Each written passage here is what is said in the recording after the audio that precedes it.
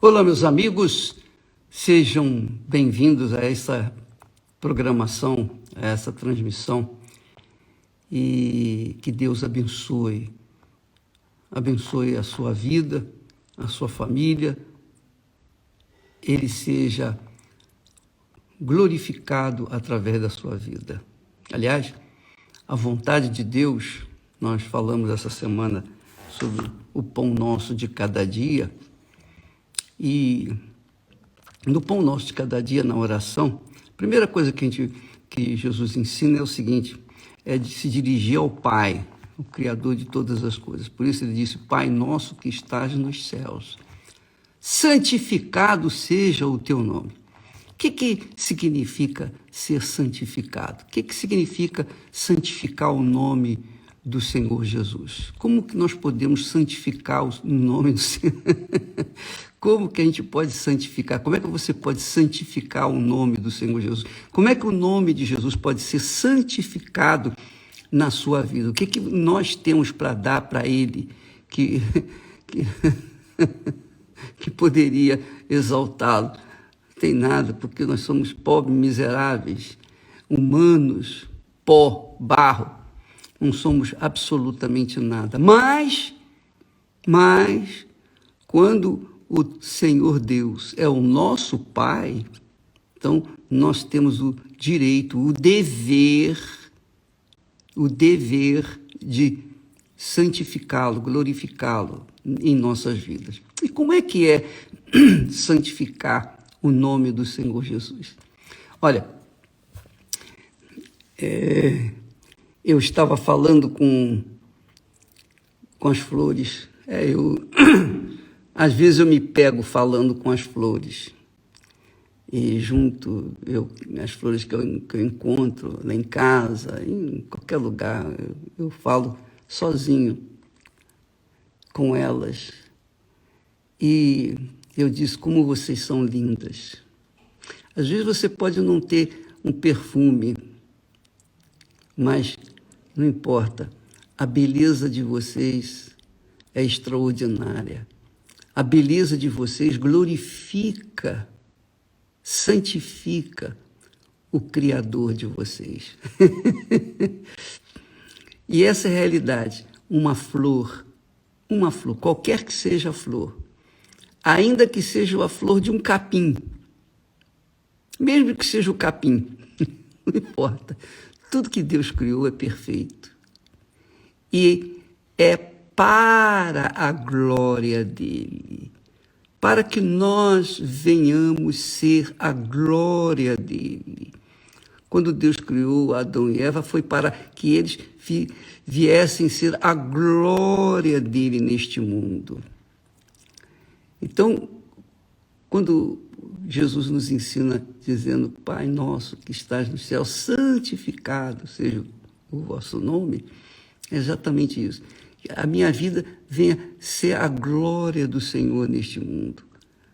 O Senhor seja santificado, honrado, glorificado. As pessoas vejam a minha vida e glorifiquem a Ti. É isso que as rosas, as flores, em geral, falam para mim. Olha, eu sou assim, bela, bonita e tal, porque o meu Senhor me fez assim, para que o ser humano viesse ver, de alguma forma, a glória de Deus na minha vida.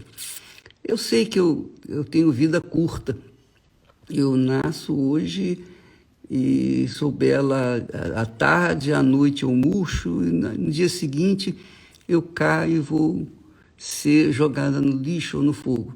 Mas não importa, enquanto eu viver, enquanto eu tiver vida, enquanto eu tiver beleza, enquanto eu der o meu perfume, emprestar o meu perfume, eu vou glorificar, eu vou santificar o nome do meu Criador. E é exatamente isso que acontece quando os pais que têm juízo, os pais que são de Deus, eles trabalham para que os seus filhos venham ser a glória deles neste mundo. E dão o melhor para os seus filhos, querem que os seus filhos venham honrá-los de tal forma que as pessoas falem umas para as outras: olha, você viu fulano? É filho de quem? Poxa, é filho de seu fulano, de seu Beltrano e tal.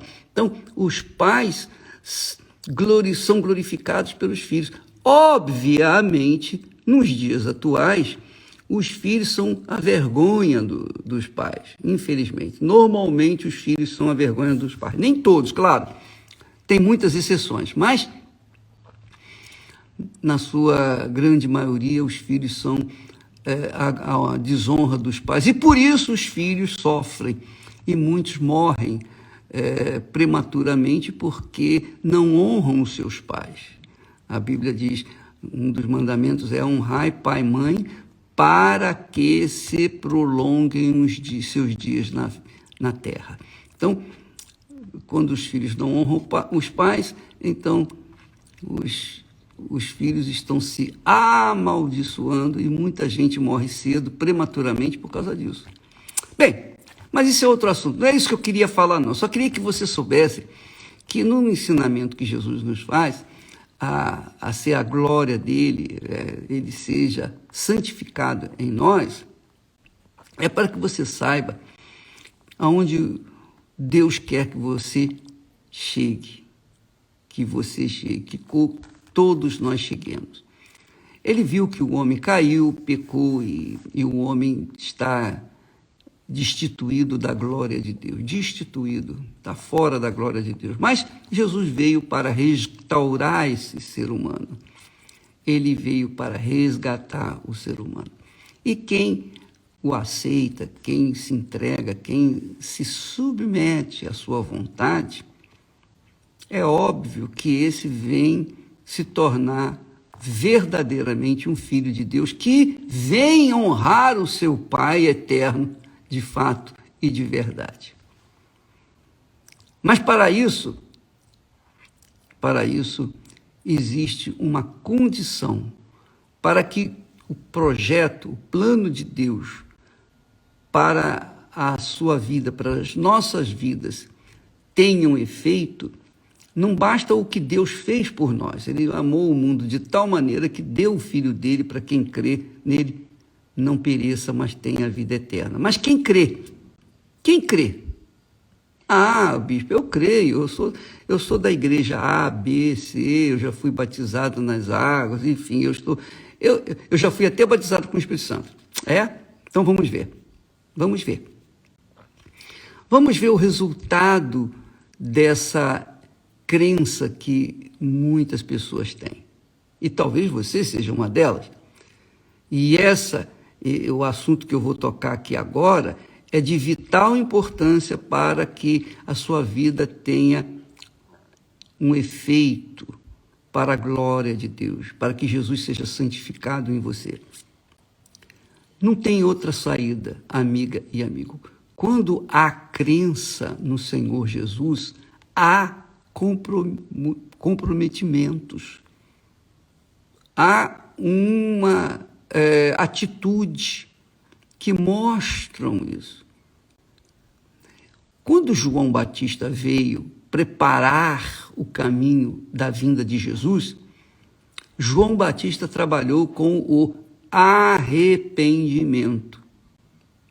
É chegado até vós o reino de Deus. Arrependei-vos, disse João Batista. Arrependei-vos. E as pessoas se arrependiam. Muitos se arrependiam. E o que acontecia em seguida ao arrependimento? Vinha o batismo nas águas. Então, João Batista estava lá no deserto, as pessoas é que iam até ele.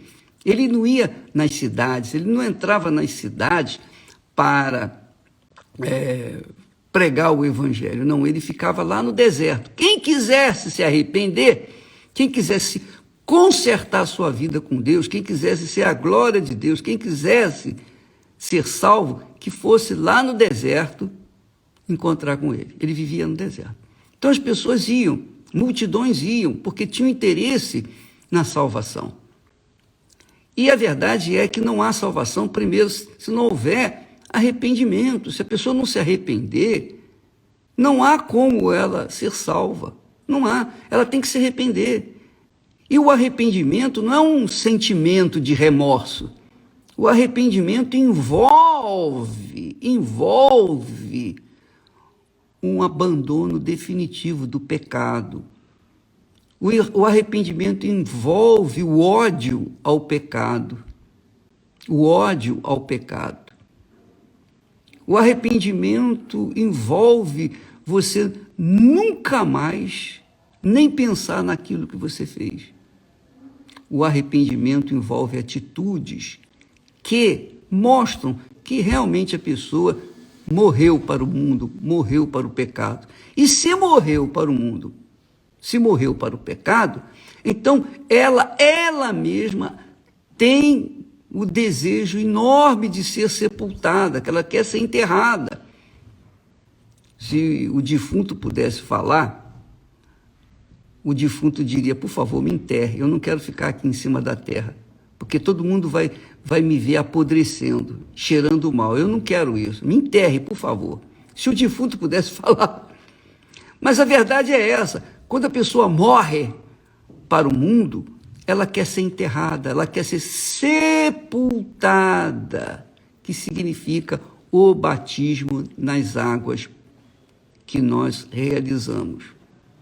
Jesus foi batizado nas águas.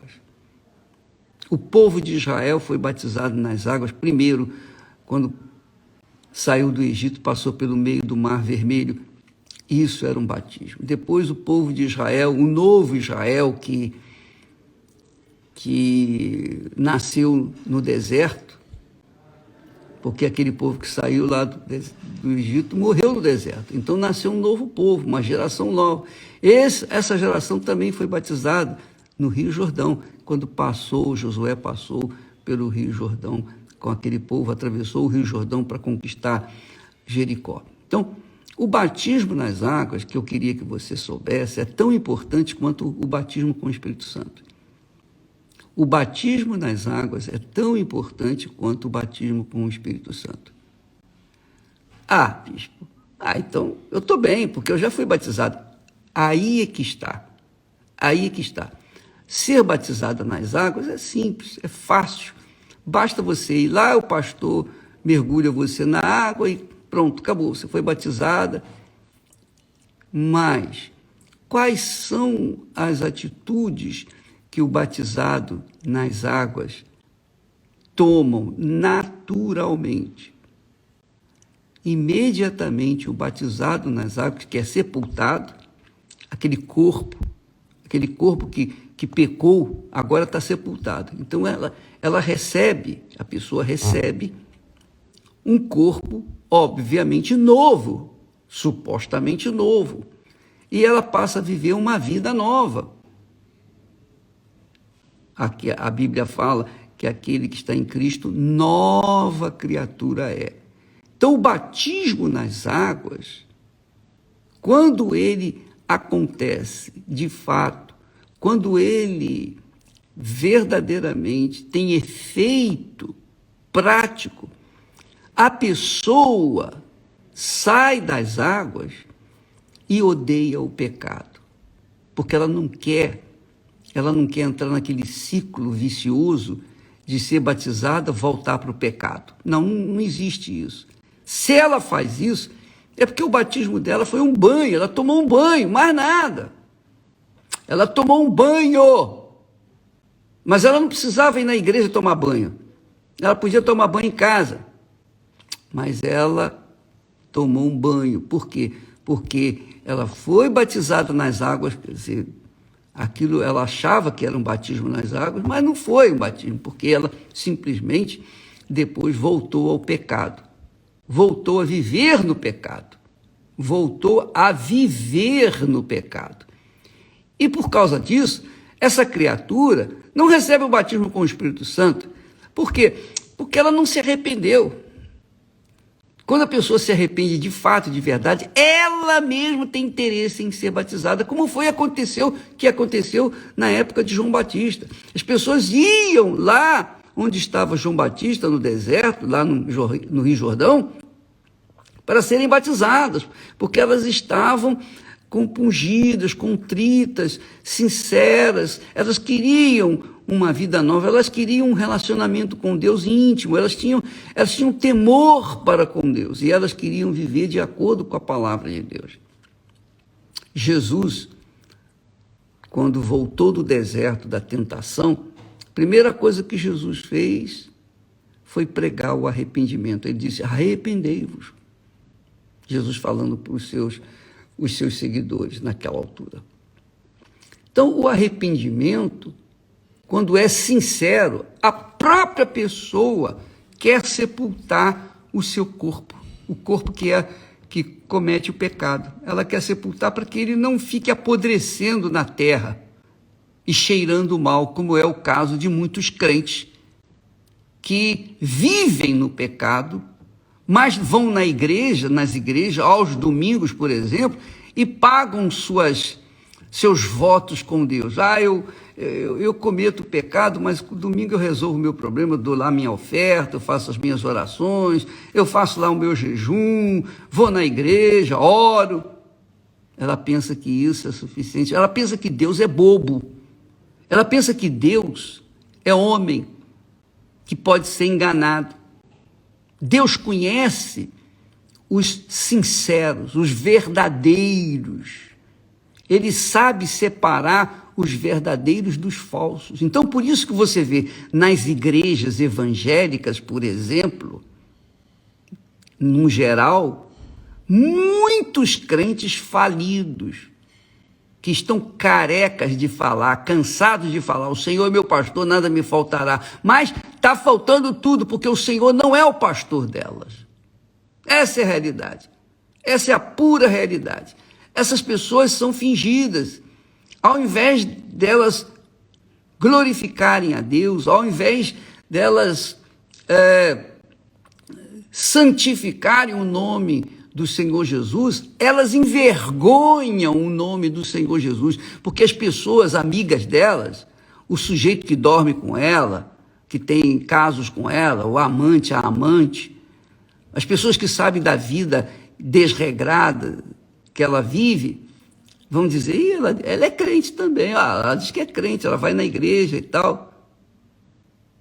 Quer dizer, ela envergonha o nome do Senhor Jesus. Você que está me assistindo agora, eu sei que o discurso que eu trago sempre, nem sempre agrada, mas eu estou um pouco me incomodando. Eu não estou aqui para agradar A ou B, eu estou aqui para falar o que Deus coloca para que eu fale para você. Eu estou aqui para dar o pão nosso de cada dia àqueles que são sinceros, aqueles que talvez estejam vivendo no pecado, mas estão vivendo no pecado porque não sabem, eles não têm conhecimento. Minha amiga, meu amigo, o ir na igreja, o ser religioso, mesmo que seja Igreja Universal do Reino de Deus, não significa que você é salva, necessariamente, porque Deus vê o coração. Quando uma pessoa tem um sincero arrependimento, um verdadeiro arrependimento, não remorso. Judas Iscariotes ficou com remorso de ter traído Jesus, mas isso não resolveu nada, porque depois ele foi e suicidou, quer dizer, cometeu um ato ainda pior e se matou e foi para o inferno, está lá no inferno. Então, você que está me assistindo nesse momento tem que saber o seguinte: o arrependimento é a porta de entrada no reino dos céus. É chegado até vós o reino de Deus. E o reino de Deus não aceita sujos, não aceita hipócritas, não aceita mentirosos, não aceita adúlteros, ladrões.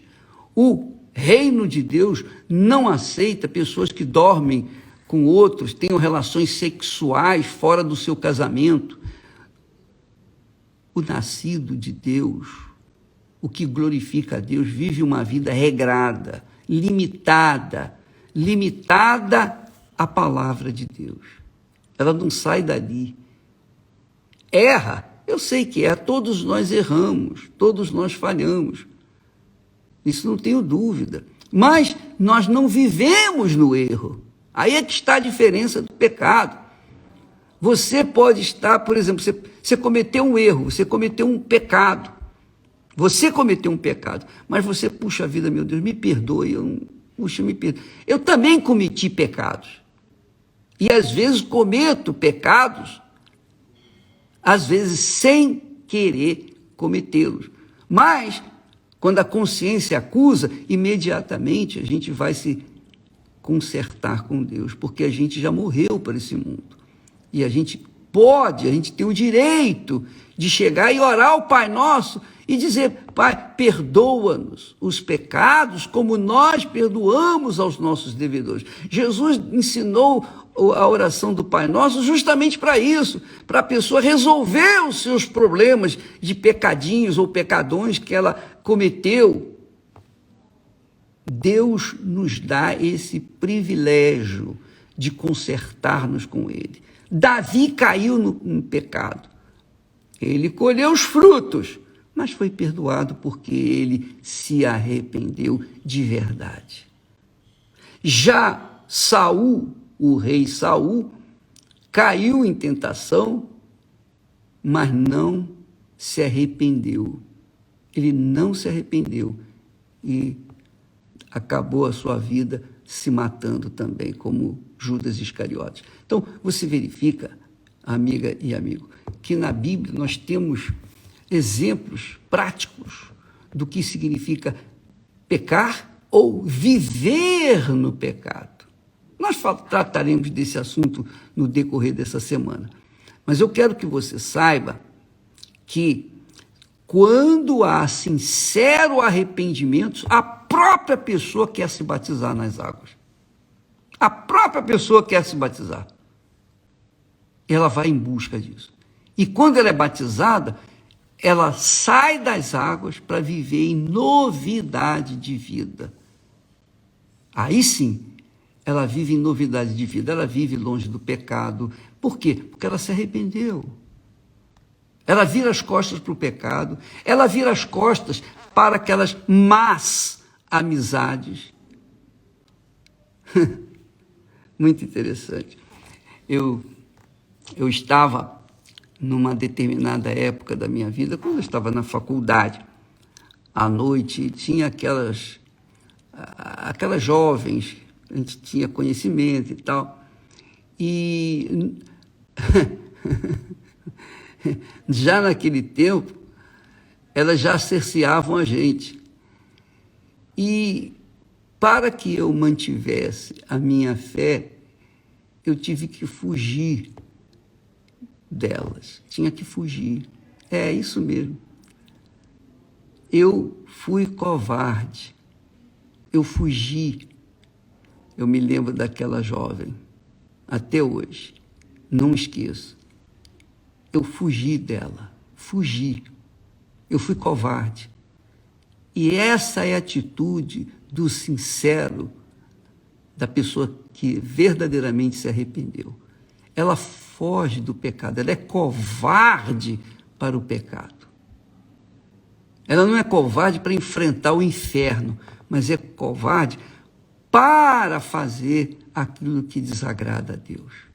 Ela é covarde para fugir do pecado. Fugir, ela foge do pecado. Então, fuja das más amizades, minha amiga, meu amigo.